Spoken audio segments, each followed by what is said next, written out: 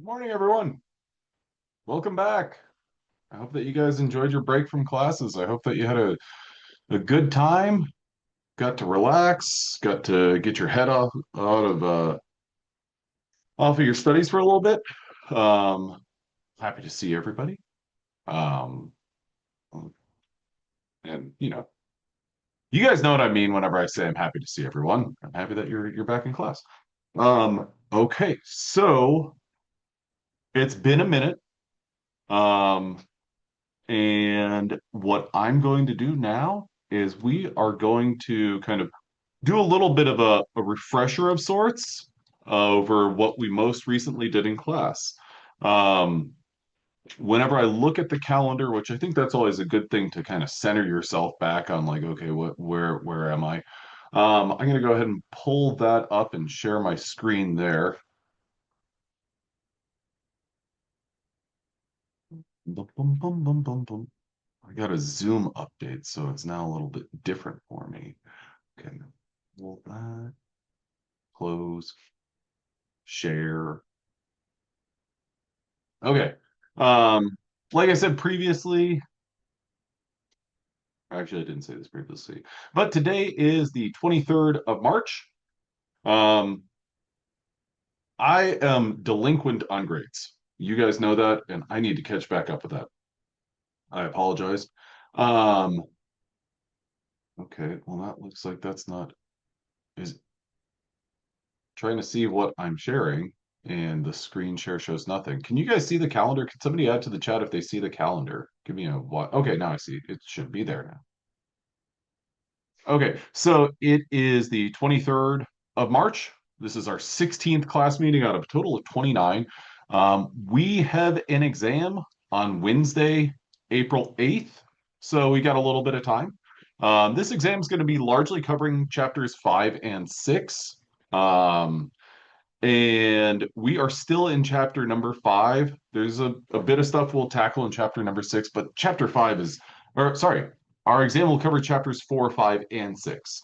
I'm going to refine these learning objectives and give you a little bit of an idea of like, hey, this is what's on the exam when the time comes.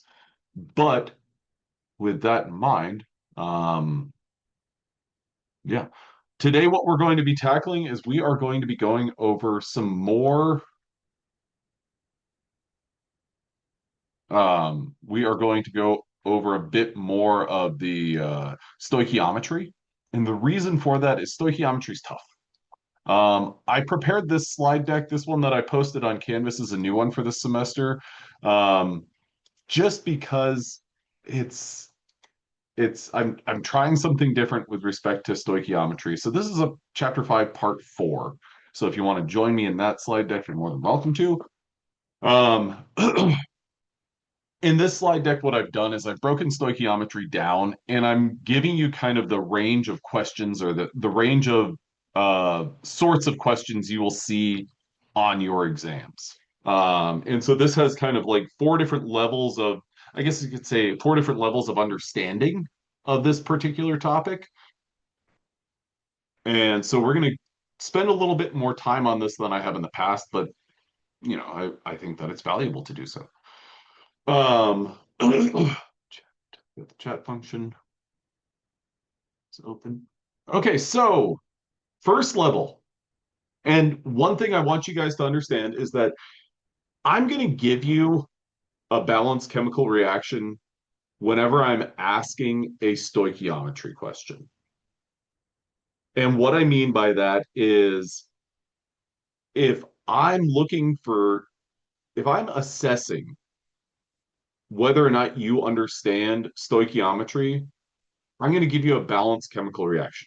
That reaction is balanced. If I'm assessing whether or not you understand, and by proxy of that, if I effectively taught how to balance a chemical reaction, I will leave an unbalanced chemical reaction. So I want you to be thinking about that as, hey, if I see a balanced chemical reaction, then I should be thinking that this question is a stoichiometry question. And in the event that it's been long enough that you can't remember what stoichiometry is, don't worry about it.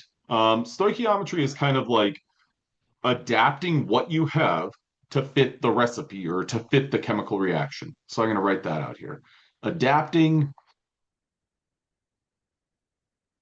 adapting your materials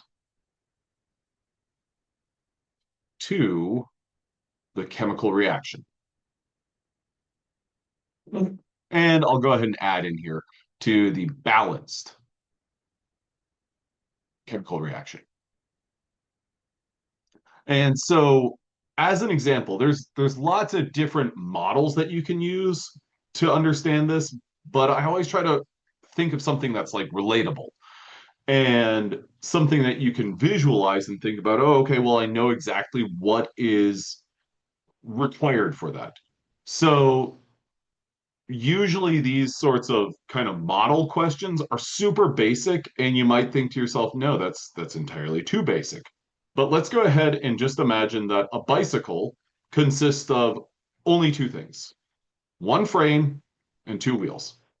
And if you have a bike or know what a bike is, you're probably thinking, handlebars, brakes, are these things, are they unnecessary? For this example, yes, they are unnecessary. But let's just imagine that you're building a bike, and that bike consists of a frame and two wheels.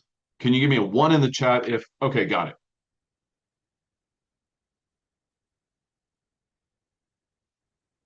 Great.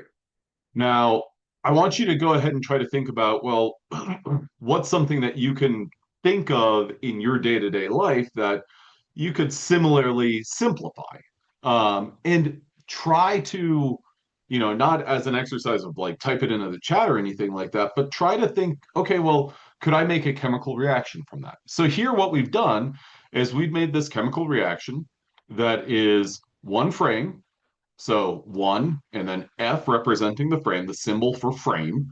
And no, that's not the chemical symbol for a frame. And two, and W for wheels.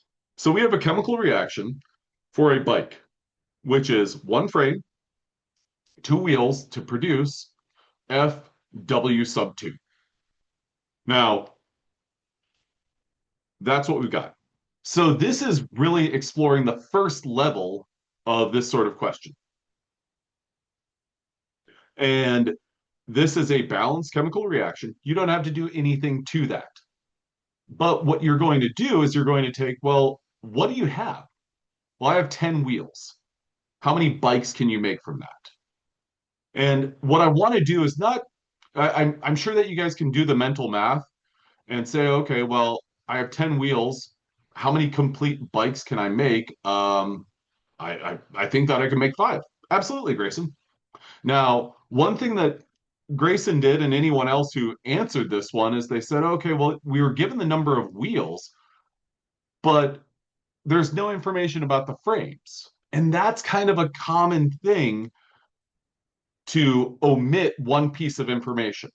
Now, this piece of information, the number of frames, if that's omitted, that's another way of saying, well, there's an infinite number of frames. Or, to put it simply in another way, you don't need to worry about the number of frames. There's enough. I'll say infinite frames or enough frames. Now, based on this, and I'm sure that anyone who was taking a pause before this, they now see this information. They're like, oh, okay, I see that it's five. Now, what I want to do is I want to show you good way to approach this is to say, all right, well, we have 10 wheels. What we need to figure out is this chemical reaction and relating numbers of wheels to the complete bike. Now, we have a conversion factor, essentially. When we don't have to worry about the number of frames, we can say 2W will give us FW sub 2. Can everyone give me a plus symbol in the chat if they follow that, or the letter X if they don't follow that. All that I'm really trying to do here is establish, all right, well, what do I care about with respect to the thing that I have, wheels? Now, I want to use this as my conversion factor and say, all right, well, I'm going to put this into a dimensional analysis. And whenever it comes to dimensional analysis, we have the information that we have here, and then conversion factor here. Now, this space right here, this box, that's where I'm going to put my 10 wheels, what the problem gave me.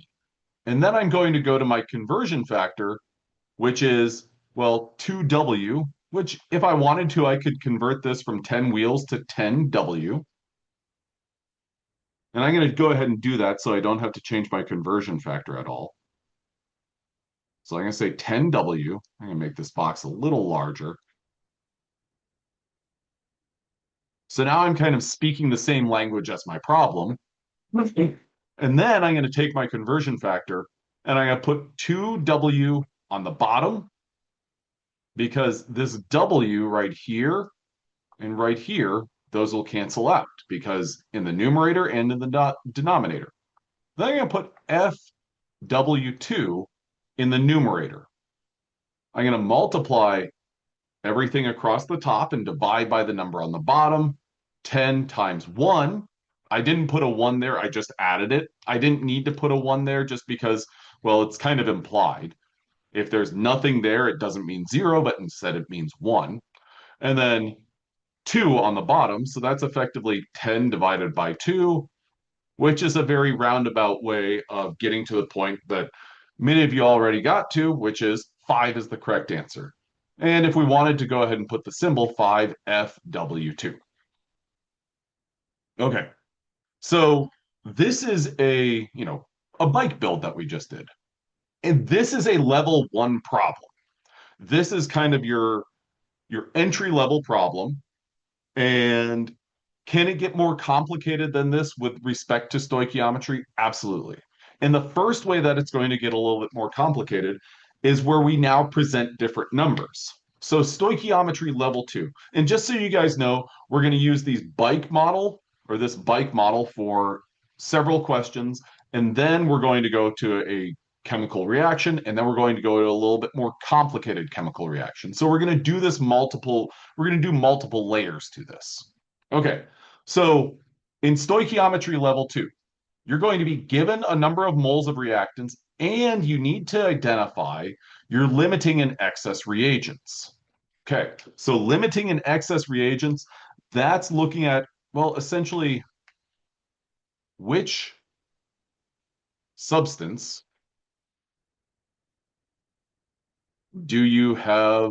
And you can look at and just so you guys know, whenever you have two reactants, if one of them is limiting, the other is in excess. So you could look at this and say, oh, well, really what I'm most interested in is identifying the limiting reagent, because as soon as I identify the limiting reagent, I, by default, know the excess reagent. But I'm going to go ahead and cross out excess reagent. We'll revisit that. This is our way of saying, which substance do you run out of first? That's the question that's being asked here. So let's go back to our balanced chemical reaction, or our balanced bicycle reaction. We're going to build a bike. It consists of one frame, two wheels. So you can kind of think about this as rounds. Well, the first round, you're going to feed in one frame, two wheels, and you're going to get one bike out of this. Now, if you have, so here's our question, here's our problem. If you have 5 frames and 8 wheels, which reagent, which one of these components stops production? And this last little item doesn't mention pedals. What do you think that means? It means we don't have to worry about it. But let's go ahead and cross that out. just yeah, there we go. Which reagent stops production? Okay, so I'm going to go ahead. It's helpful for me to think about them as rounds. So round one, I'm going to pull from my frames and my wheels, and I'm going to say one frame plus.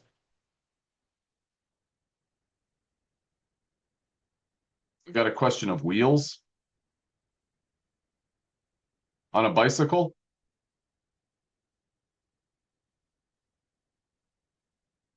Yes. I don't know how to respond to the question wheels, other than yes. Oh, oh, thank you very much, Vivian, for clarifying. Um, so two wheels. Okay. So after round one, we've got four frames left and six wheels left. Round two, one frame plus two wheels. We got three frames left and four wheels left. Round three, one frame, two wheels. We're down to two frames. And so this is all after. Now we're down to two wheels. And then round four, we're going to have one frame plus two wheels. We're down to one frame and zero wheels. Maxwell, you're absolutely right. And Vivienne, thank you very much for clarifying. But the answer is we're going to run out of wheels first. Okay, now this is right here kind of a deliberate way of solving this problem. There are the way that I like to approach this from a dimensional analysis standpoint is I like to say I've got two reactants right here and right here. And I like to ask the question because when we get to more complicated problems, you're not going to be able to do this. You're going to, if you were to start out doing this, you'd be like, okay, round one, round two, round 912. It's going to be too much. It's going to be too taxing. So I'm going to ask the question, what do I need? What do I need if? And that's the prompt. And since I have two reagents, I'm going to say if I have five frames. And then I'm going to ask another question stem with I have eight wheels. Okay, so for this, what do I do if I have five frames? What I'm going to say is five frames. And then I'm going to get my balanced chemical reaction, one F, two wheels. If I have five frames, what I'm going to get right here is kind of a statement that says 10 wheels. And now to make that a complete statement, I would say, I need 10 wheels. Give me a Y or an N if that makes sense. If this stem makes sense. Okay. Now, the important thing here is what I'm doing is I'm asking a hypothetical question.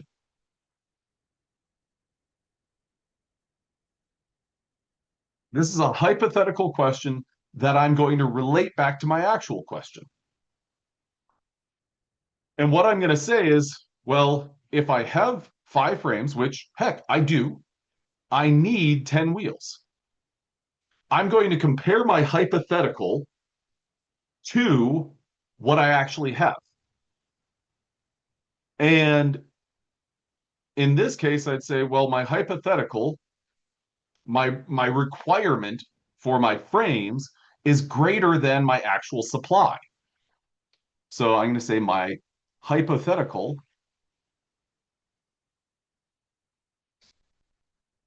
number of wheels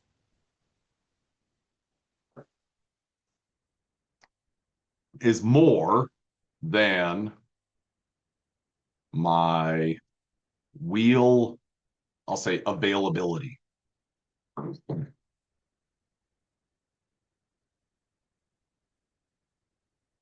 Give me a Z if that makes sense.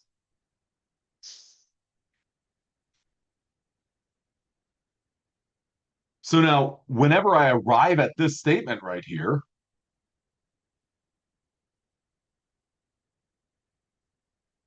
what that effectively means is, hey, my hypothetical number of wheels is more than my wheel availability. So this hypothetical la la land shows that I don't have enough wheels. I don't have enough wheels. Now, I could do the exact same thing down here with my other reagent, in which case I'd say, okay, well, I have 8 wheels. How many frames do I have? Oh, well, I have, or how many frames do I need? I need 4. Oh, okay, well, my need is less than what I have. So that means that this is the limiting reagent. Okay, now let's go on from here because this is the sort of problem right here that there's a little, there's more thinking and there's more challenge involved than this right here. Because this one is just like, okay, well, how much could you make if you have an infinite amount? This gets a little bit hairy and this gets a little bit tricky. But the important thing about this sort of problem is to stay organized as you possibly can, and compare. And this is where people I've noticed run into the most problems is that they do what I've seen over the years is that people can do this sort of calculation. Done. But then they get mixed up and they say, wait a minute, but I only have 8. How do I have 10? Well, you don't. That's your hypothetical amount. So make sure that you're clarifying and keeping good notes for yourself as this is what I hypothetically need in this situation. Do I actually have that? No, I don't. And again, we're going to be doing some more problems like this. In addition to that, when it comes to, so this is like a conceptual question because we're talking about building a bike. This is not a science or this is not a chemical question. Um, when you get to this sort of question, make sure that you keep it all organized because this is kind of a good application of this level of thinking. Okay. Now, now let's go on to our third level. In our third level, you're going to be given an amount. In this case, it might be kilograms, it might be grams. And sorry, there we go. Okay, there we go. Level 3. This is a little bit more challenging. In this case, you're going to be given grams of a reactant, and you must be able to convert that to number of moles. Because remember, a chemical reaction is going to be given in numbers of moles. So we're going to build a bike again. 1 frame, 2 wheels.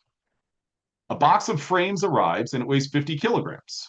Another arrives and it has 16 kilograms of wheels. This information alone is not enough for you to really do anything with this.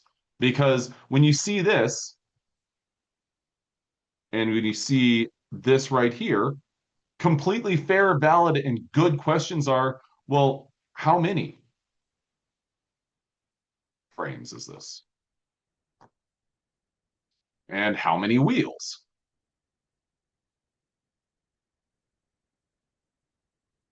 We can't take this number and plug it in right here, and we can't take this number and plug it in right there.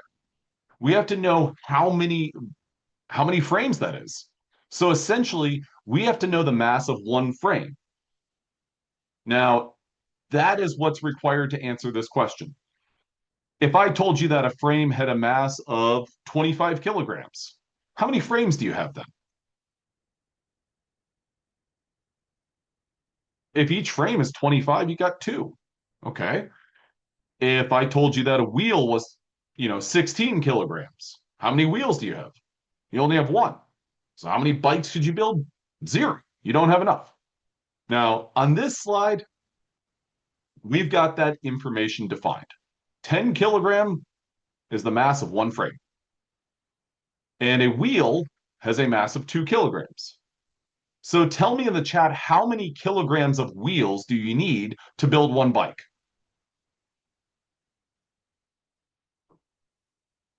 The key word here is awesome. 4. Great. So if we were to look at this and say, okay, well, we could kind of break this down in terms of, let's do the dimensional analysis. 10 kilograms wheels. I'm going to actually go with W.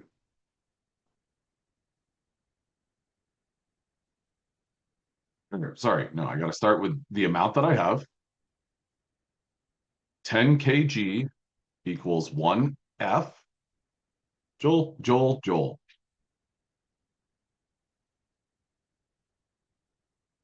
50 kilograms of frame. Here's my conversion factor. 10 kilograms of frame is one frame. So 50 times 1 is 50. Divide that by 10. Got 5 frames. Give me a 5 in the chat if you came to that same conclusion. Now, the next part is 20 kilograms of wheels. Great. Well, 2 kg of wheels is one wheel. So 20 times 1 is 20. Divided by 2 is, I got 10 wheels. So if I've got 5 frames, 10 wheels, how many bikes can I build? Perfect. This one matches up perfectly. Did we know that from 50 and 20? No, we didn't. Maybe you took a risk and estimated it, but you wouldn't be able to do that with just the masses. You need this last line, and that last line is essential and would be provided to you.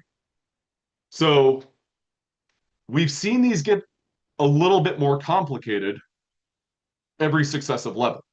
Now we're moving on to level number 4. Level 4 is going to give us grams, or another way of putting that, because the last problem we had kilograms. We're going to get grams of our reactants. And what we need to know is how, when we get these kind of wild or bonkers numbers, how does that relate to what we can actually produce? We're going to be able to identify limiting and excess reagents. Okay, so what I'm going to do is I'm going to say, all right, well, a box of frames arrives and it weighs 150 kilograms. I'm going to stop right there. I'm going to temporarily ignore the rest of the information. I'm going to give myself a new slide so that, that's my blank piece of paper. And this is where I'm going to go back and basically use this sort of question. What do I need if? What do I need if I have 150 kilograms of frames? Now, what's kind of the extension of this question is my answer is going to be, well, how much or many wheels? Okay, so what I'm going to do is I'm going to say 150 kilograms of frames. If you toggle back and forth between this slide, which I'm going to try to avoid toggling a whole lot, I'm using the same amount. 10 kilograms of frames is the mass of one frame. So 150 kilograms of frames divided by 10 kilograms is I've got 15 frames. Can you give me a Z in the chat if that's a check mark? I got that. You feel good about that? This is kind of our first step. This is converting the mass into the numbers of moles. Now, where we go from this is we've got to say, well, how many wheels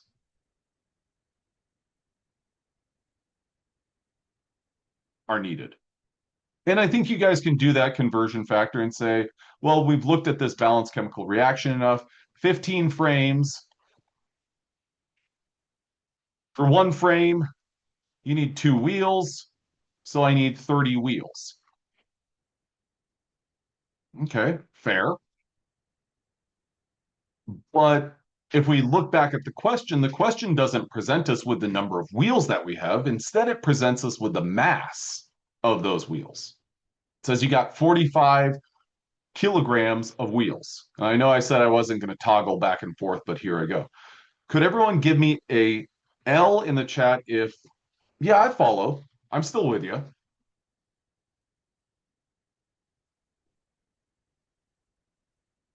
Great.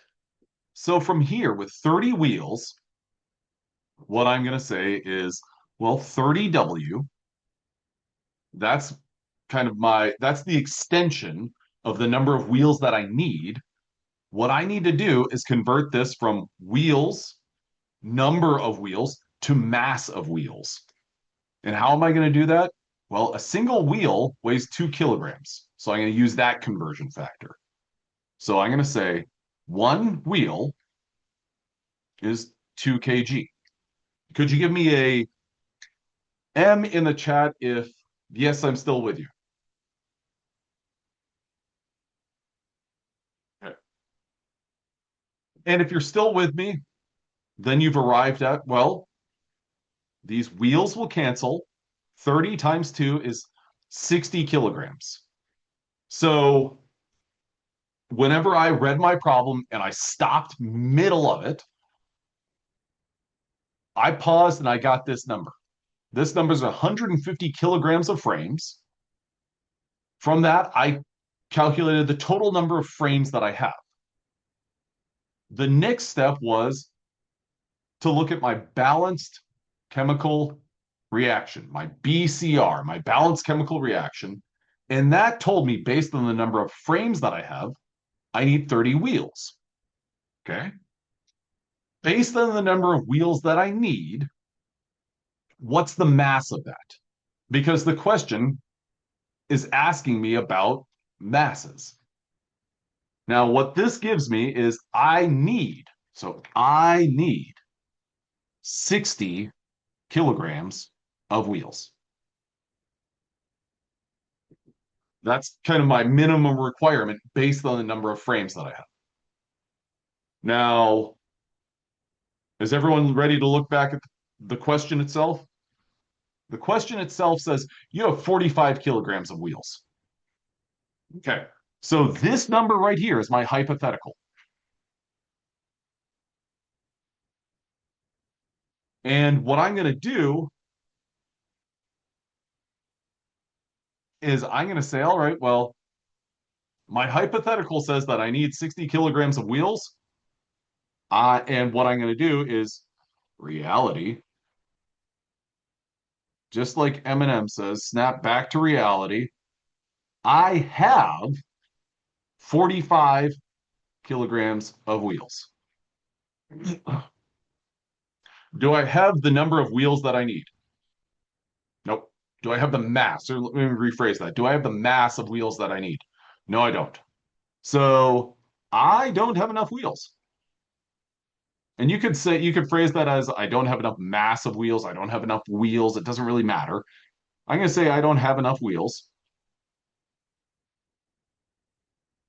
And this last little detail, enough wheels to use up all of the frames. This right here. I don't have enough wheels to use up all of the frames. Therefore, tell me in the chat with a W or an F, which is my limiting reactant? Which is going to limit the production? W for wheels or F for frames? I'm seeing nothing but W's. You're absolutely right. Great job. Now, what I want you guys to understand and what I want you to process here is to think about these questions as yes, they can get progressively more challenging and more difficult, but they're doable. It's a couple of simple steps and organization that you need to do. So we saw this number right here, 150 kilograms, and we saw 45 kilograms. Did we have to do elaborate, challenging, complicated calculations with both of those numbers? No, we didn't. We really only needed one of those numbers. And we picked the one that was first in the question. One of the things that people have a tendency to do is they look at this sort of question and they look at the balanced chemical reaction and they just stay there and they're like, oh, I need to focus so much on the balanced chemical reaction. If you look at this right here, did we use the balanced chemical reaction? We did. We used it at one step in this calculation. Don't get hung up with that. Okay, now with that in mind, let's apply this to an actual chemical reaction. This one's pretty straightforward. You have 6 moles of H2. How many moles of H2O can you produce? In this question, I'm not even asking about O2 because, again, it's kind of implied. So if you have 6 moles of H2, how many moles of H2O can you make? I think that there's a habit or a tendency that people look at and they're like, ooh, I see the number 6 and I see the number 2. Ooh, I got to divide that. Do you need to? No. If you wanted to set this up as a dimensional analysis problem, let's check it out. 6H2. That's what we have. That's what we got from the problem. Now let's look at our conversion factor. Our conversion factor is going to be relating H2 to H2O. So I'm going to put, again, what I have right here, and then conversion factor right here. So on the bottom, I'm going to put 2H2. And then on the top, tell me what I'm going to put on the top there.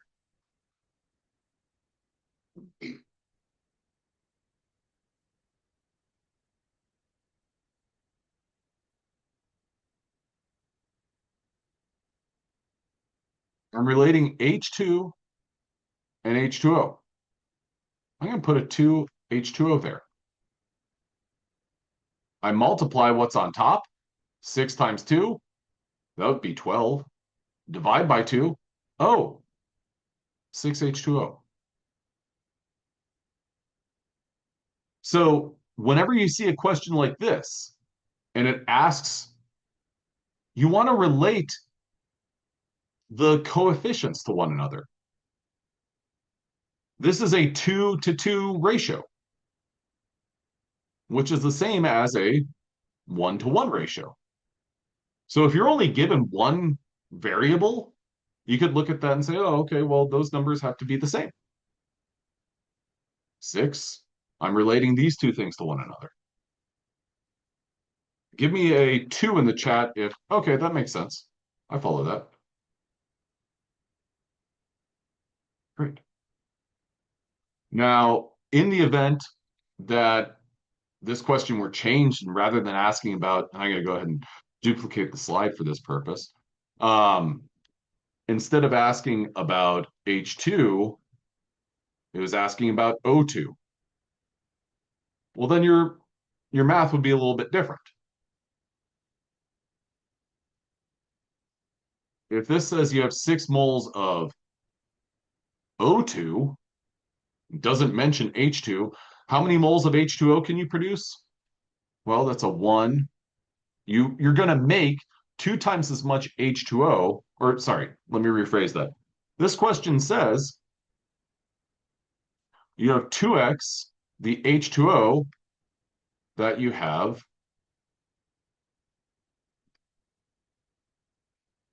O2. So if this says you have 2 moles of O2, you're going to make H2O or 12 moles of H2O. All right. So next level, same thing as our level 2 previously. We're given certain amounts, 6 moles of H2 and 2 moles of O2, which is our limiting reactant. So we're going to look at this and say, all right, well, we're told the amounts of each one of them. So I'm going to go with my rounds again. Round 1, round 2, round 3, and so on. In round 1, you're going to use 2 moles of H2 and 1 mole O2. So what's left over is going to be 4 moles H2 and 1 mole O2. Now we're going on to round 2. We're again going to use 2 moles of H2 and 1 mole O2. So what's left over? We got 2 moles of H2. And after that, we have 0 moles of O2. Round 3. Give me a Y or N. Is round 3 going to take place? Yep. We're done. So round 3 is not going to happen. And how did we arrive at that conclusion? Is there enough H2 to run around 3? There is. Is there enough O2 to run around 3? Nope. So O2 is limiting. Now, one of the things that people have a tendency to do is whenever they see this problem, all that they do is they look at the coefficient in front of that reactant.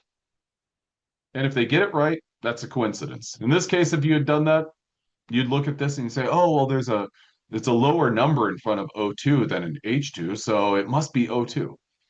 That's a coincidence. If I reworded this number and I said, okay, well, you've got 6 moles of H2 and 12 moles of O2. Is the answer going to be O2? No, it's not. So you just have to be careful of that. All right. So now we're on to, so as kind of a pause in class, on a scale of 1 to 5, 1 being, yeah, I've got it, and 5 being, oh man, I'm struggling. I want you to tell me level 1 questions. Give me that 1 to 5. Where do you think you are?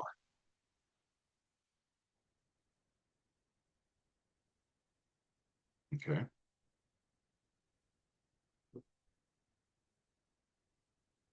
So then if we go to level 2, where do you think you are with level 2 questions? And you can send this as a private message if you prefer that. 1 being, oh, I've got it, and 5 being, oh, I'm struggling.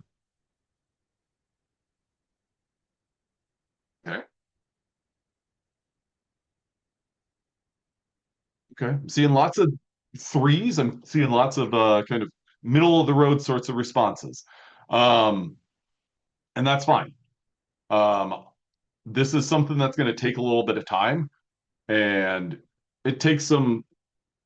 I've found that there are people who, whenever you throw the tougher questions at them, they start to get the level 4, and then they don't even realize it. But 1 through 3 they acquired in that process. Um, but if anyone has any suggestions or requests, like, hey, it'd be really helpful if you did this, if you shared this as like a YouTube short or something like that, please let me know. Um, okay, so now we're on level 3. Level 3 question is, again, you're given the grams of the reactants, you got to convert those to moles. We have 8 grams of H2. How many moles of H2O can you produce? Okay, so in order to do this, what we have to do is convert our grams of H2 into moles of H2. Now, where would you get this information? You get this from the periodic table. I know the periodic table says that the mass of hydrogen, or 1 atom of hydrogen, is 1. So if you have H2, well, 2 atoms of hydrogen, or 2 moles of hydrogen, that would be Well, 2 grams. So 1 mole, this is my conversion factor. 1 mole of H2 has a mass of 2 grams of H2. So this information is coming from the periodic table. I did not pull the periodic table up just because I remember this information, but if you saw this sort of problem, that's what you would need to do.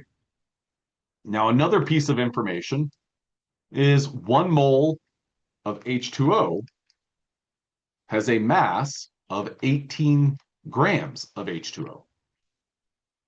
It's also from the periodic table, but that's where that's coming from. In order to answer this question, we need all of this information. Now, this tells us 8 grams of H2. That's our starting. So we're going to do this dimensional analysis. 8 grams of H2. Now I'm going to take my conversion factor, this information right here, and I'm going to say 2 grams of H2 is 1 mole of H2. So give me I'm going to circle this. This is the thing that I'm specifically asking about. On a scale of 1 to 5, how do you feel about doing this sort of calculation that I've got circled? 1 is I've got it, and 5 being I'm struggling.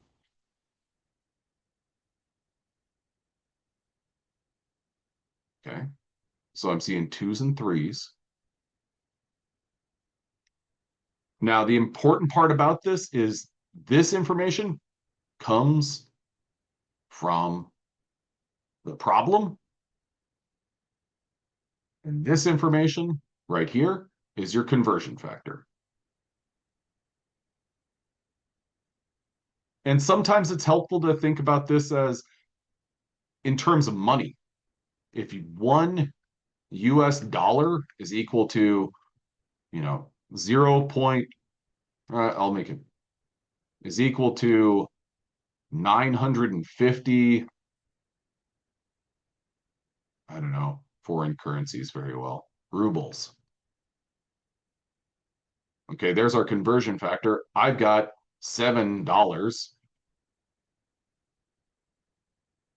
1 USD on the bottom, and 950 rubles. I'm going to multiply 7 times 950. Okay, I'm going to erase that just in the case that someone's like, rubles? Why do I care about rubles? You don't need to. Okay, so here's what we've got is 8 grams of H2 divided by 2 grams of H2 gives us 4 moles of H2. Now we're going to take this piece of information and we're going to apply it right here. We're going to relate it to that. We know we have 4 moles of H2. Our question is asking how many moles of H2O do we produce? Could anyone tell me how many moles of H2O we're going to produce? This question does not mention O2. Do we need O2? Nope, not for this one. So if we've got 4 moles of H2, our balanced chemical reaction gives us a ratio. 2 moles of H2 are going to produce 2 moles of H2O. If we have an infinite amount of O2, Vivian, you're absolutely right. We will make 4 moles H2O. Spot on.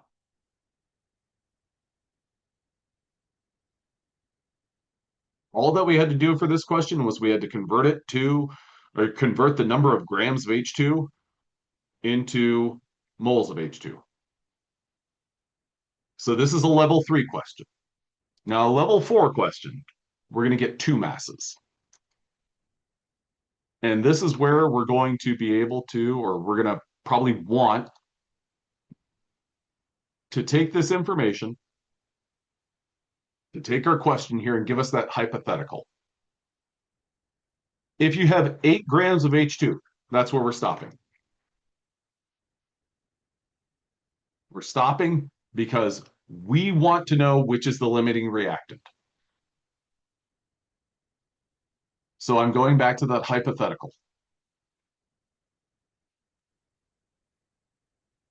The question goes on to say you have 8 grams of H2 and 125 grams of O2. How many moles of H2O can you produce, and which is the limiting reactant? Our hypothetical gives us 8 grams H2. What we want to do, I'm going to go back to this previous one. We have our first amount. In this case, it was 150 grams of frames. We need to figure out how many frames. Here, what we're going to do is we're going to say, okay, well, 8 grams of H2, we need to figure out the number of moles of H2. So we're going to say 2 grams H2 is 1 mole of H2. This is going to tell us that we have 4 moles of H2. Now we're going to take that information,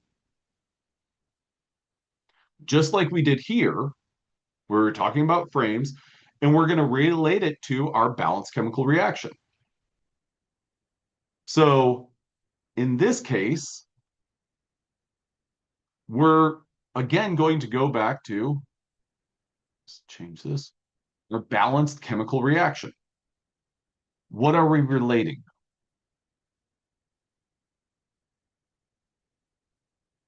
Wheels and frames were our reactants. So we've got to relate the moles of H2 to our other reactant.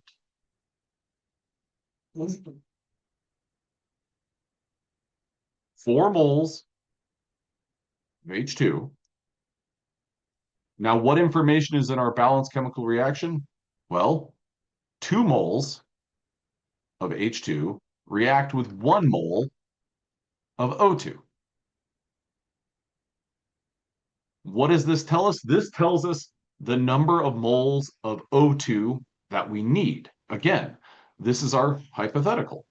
So 4 times 1 divided by 2, 2 moles of O2. Give me a Y or an N if you followed so far. And I'm going to write my balanced chemical reaction. 2H2 plus O2 yields H2O. Okay. 2 moles of O2.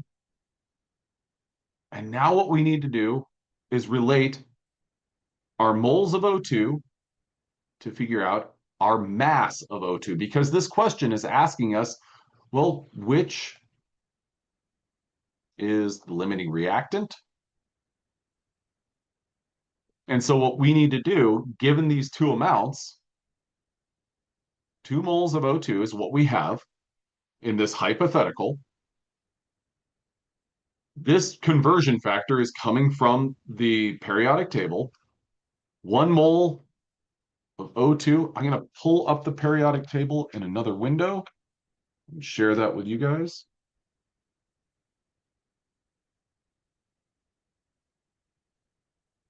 Could anyone tell me in the chat, and you can round, what's the mass of 1 mole of O2?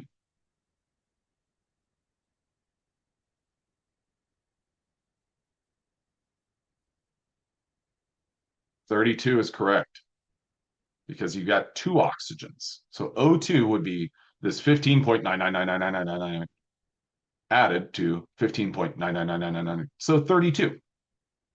Okay. So we're going back here.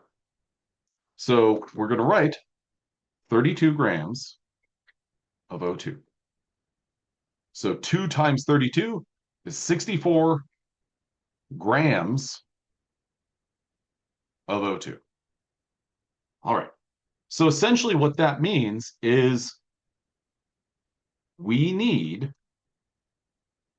exactly, and I like to use the word exactly because that's true. We need exactly 64 grams of O2 to react perfectly with 8 grams of H2. Okay. So I'm going to actually add that. To react completely with 8 grams of H2.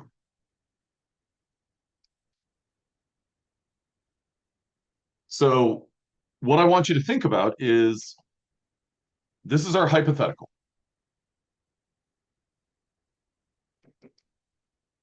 situation.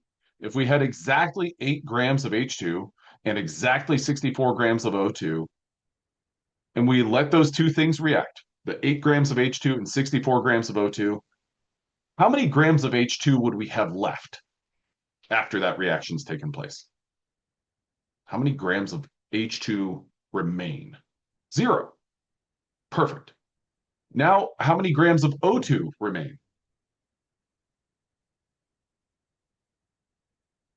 If 64 grams of O2 and 8 grams of H2 reacted, we, we would not have any H2 left over. If, okay, Vivian, you, I think, answered the 8 grams. Sorry, let me rephrase this. If 8 grams of H2 reacted with 64 grams O2, here's one statement. No H2 remains. Give me a Y or an N if you understand that. Okay. And then my question for you guys is how much O2 remains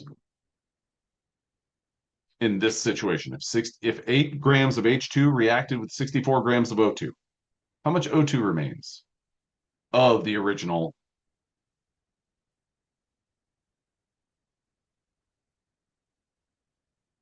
Two from here. It's not 61. 8 grams will react perfectly with 64 grams. So the answer is actually 0. 0 grams of O2 remains.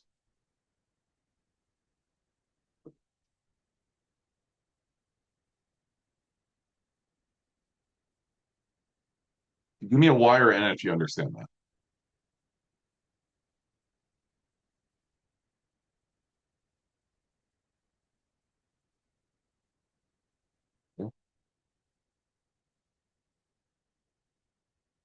Okay, now if we revert back and we go back and look at our original problem,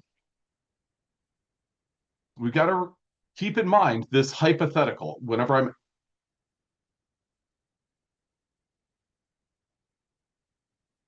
Vivian, what I'm doing is relating I'm talking just about this situation. I'm not going back to the original problem quite yet. I'm saying that if you didn't have I'm talking about this specific situation. You've got 8 grams and 64 grams of O2. That's all that you have. Okay, cool. Now, Vivian, your answer is, well, 61 remains. You're absolutely right. 61 remains of these 125 from the problem. So great job there.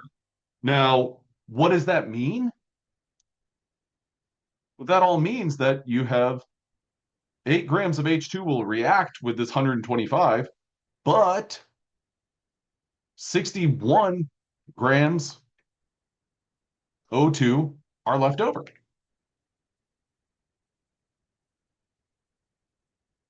So when one thing's left over, when O2 is left over, that means O2 is excess. Didn't mean for that to look like that weird, scary clown face. So O2 is the excess reagent. So then which is our limiting reagent? Add that to the chat.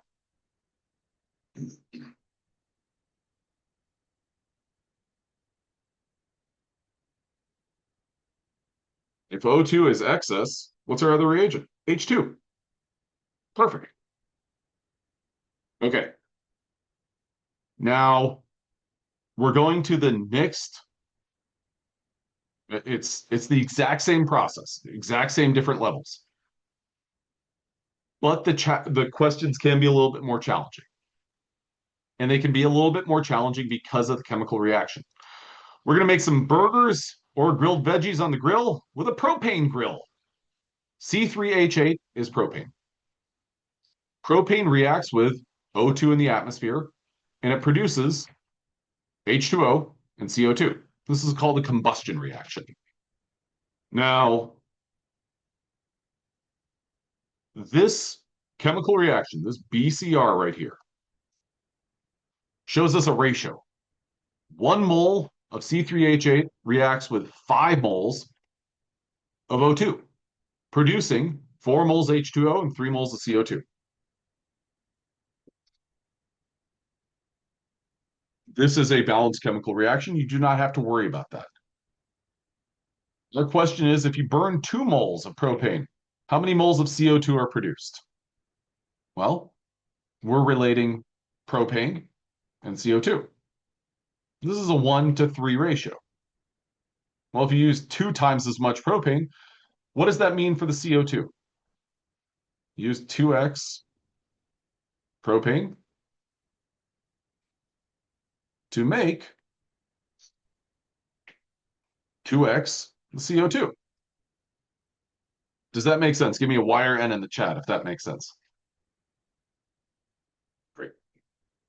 That means we're going to make 6 moles CO2.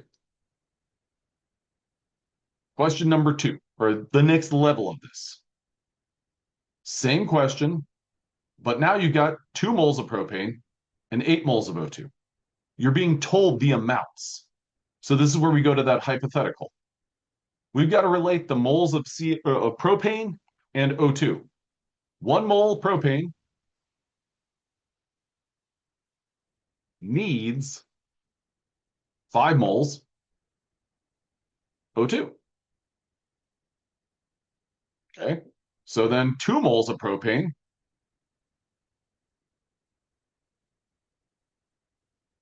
needs blank moles O2. Add the number that goes in the blank to the chat, please.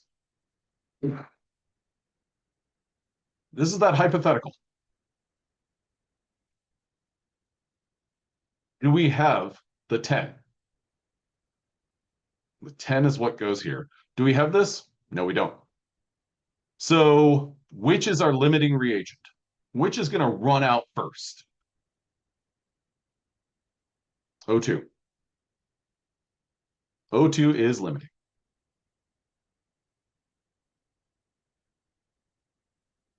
All right. So now I'm going to ask you that question again. How do you feel about level 1 questions on a scale of 1 to 5? 1 being I've got it, 5 being oh, I'm struggling. Okay. Now I want to ask you that same question about level 2 questions. Where do you feel about that? Or how do you feel about those? Okay. So now we're at level 3. Same thing. How did you determine how many moles? Okay, thank you for asking this question. How did you determine how many moles of O2 you needed for 1 mole of propane? Balanced chemical reaction. That was a private message that somebody sent me. And if one person sent it, more than one person had that same question. This shows me that 1 mole of propane, and propane is C3H8. 1 mole of propane reacts with 5 moles of O2.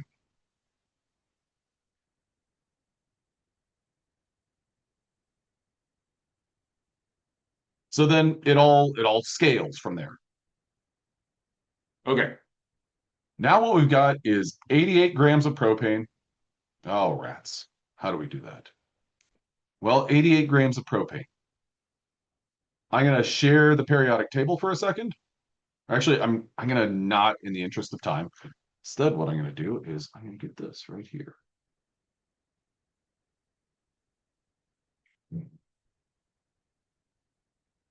and H.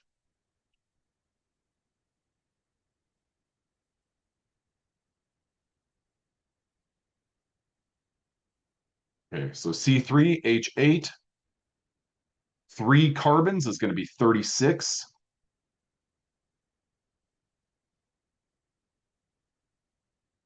H8 times 1 times 8. And yeah, I'm just ignoring these. 1 times 8 is 8. So we're looking at 44 grams of C3H8. Okay. So what I'm going to do is this is 1 mole C3H8. So what I'm given, 88 grams C3H8. Dimensional analysis. I'm going to take this number and this conversion factor, and I'm going to say 44 grams of C3H8 is 1 mole C3H8. So 88 times 1 divided by 44 is 2 moles C3H8.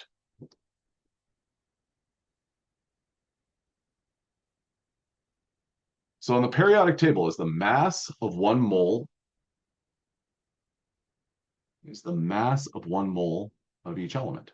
Yes, so this 12.011, that number is saying you could convert that, take that number and say whatever that number is, 12.011 grams of carbon is equal to 1 mole of carbon, which is the same thing as saying 6.02 times 10 to the 23rd atoms of carbon. Absolutely. Okay, so I've got 2 moles of C3H8. Question is, how many moles of CO2 am I going to produce? I don't know anything about O2 or H2O. I don't need to.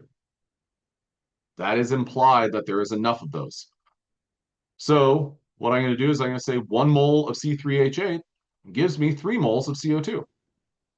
It's a little bit of a jump, but this other information I don't need. I don't have it and I don't need it for this. It's implied there. So how many moles of CO2 am I going to produce?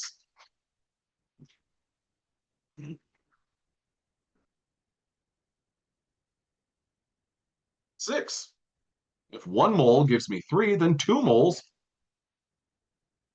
are going to give me 6 moles CO2. All right, our last level. Now, again, don't fall for any traps like, oh, that's the smaller number. That means this. Oh, that's the bigger number. That means this. This question is asking, how many moles of CO2 will I produce? Okay. Now, this gives me 2 masses. What I need to do is I need to be critical when I look at this and say, all right, well, what does that mean? This is one where we look at it and say, if you burn 88 grams of propane and 12 grams of O2, how many moles of CO2 will you produce? Now, what I'm going to do is I'm going to, just like we've done before, I'm going to cross this piece of information out. I'm going to do a hypothetical calculation. I'm going to try to keep it all on this slide just so that it's a little bit more organized and I don't have to jump around or anything like that. I'm going to give you 1 mole of C3H8 is 44 grams. That 44, where'd that come from? Right here. I just did that calculation. Now, on this slide, what I'm going to do is I'm going to grab oxygen. I'm going to throw that right here. So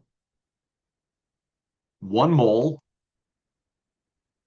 O2 equals 32 grams of oxygen. And you know what? These numbers are pretty darn favorable. And what I mean by that is they're favorable to doing this calculation kind of quickly. Give me a one if, yeah, I agree with that and I understand that. Or a letter P if, what?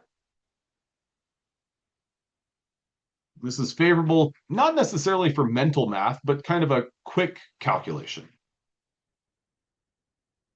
So I'm approaching this one a little different.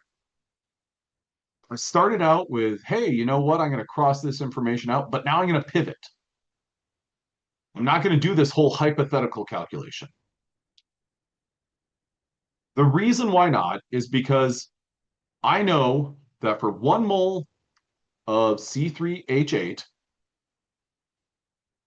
how many moles of O2 do I need? Tell me that in the chat.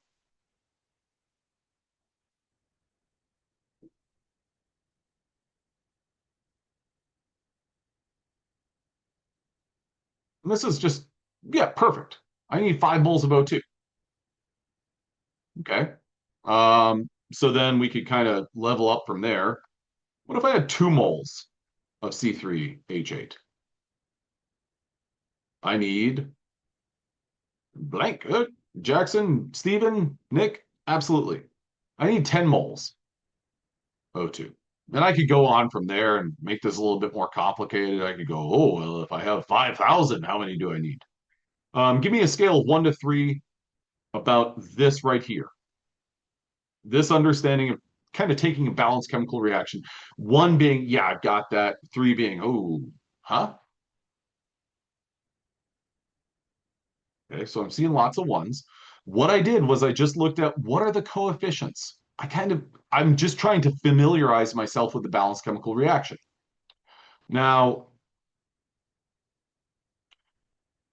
if we look at the amount of propane that our problem tells us that we have, make a rough estimation. How many moles of C3H8 do you have? Roughly. If you have 88 grams and 1 mole is 44, Cameron, you're absolutely right. That equates to about 2 moles propane. Okay. Now let's go on. This question says I have 12 grams of O2. Okay. Now, 12 grams of O2 compared to this number right here, this 32. I'm going to move that just because it's kind of, a hairy spot. 1 mole of O2 is 32 grams of O2. If I have 12 grams of O2, do I have more, M for more, than 1 mole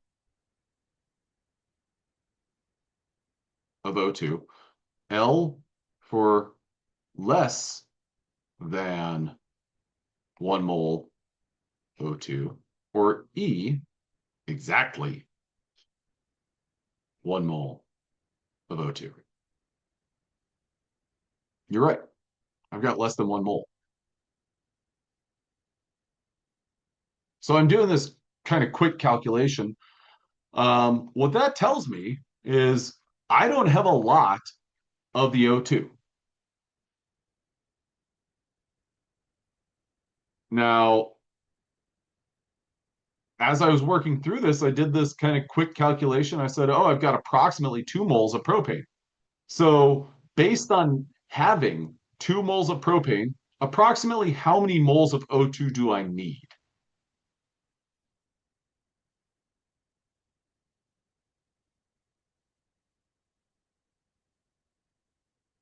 If I have 2 moles of propane, I need 10 moles of O2. Okay, so this is my hypothetical here. I didn't do the elaborate hypothetical calculation, but I saved myself some space and time. Okay, so here's my hypothetical. I need 10 moles of O2. How much O2 do I have? I have less than 1 mole of O2. So based on the amount of O2 that I need, and the amount of O2 that I have, which is the limiting reactant and which is the limiting reactant?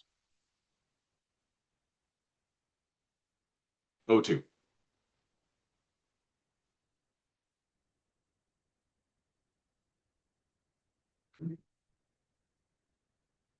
Okay.